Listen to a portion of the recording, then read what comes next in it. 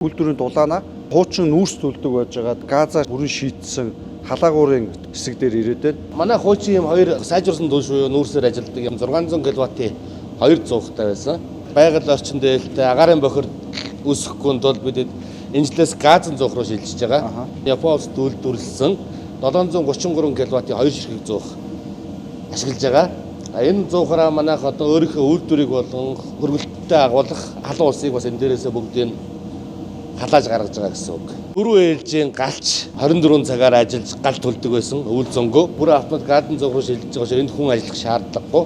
Зуух маань өөрөө автоматар температур доорж унтраад температур доорж асаад ингээд өөрөө автомат. Хэдийн хүчин чадалтай байна? 733 кВт буюу. За ерөнхийдөө нэг ийм зуухаар 2000 0.6 5 гигакалори юм ба шүү дээ тий. Цаг нийлээд 1400 харьцаа болж байгаа гэсэн үг.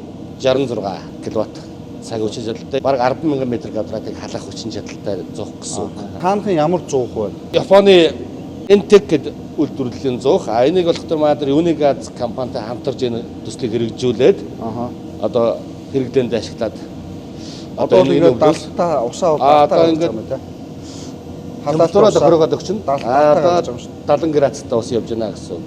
Градустай хүрээд явж байна. За ийм хоёр зуух нийлээд ойролцоогоор 1 гкал цаг юм байна. 1 гкал цаг гэдэг бол 96 айлын нэг орон сууцыг халаах бүрэн хүчин чадалтай гэсэн үг.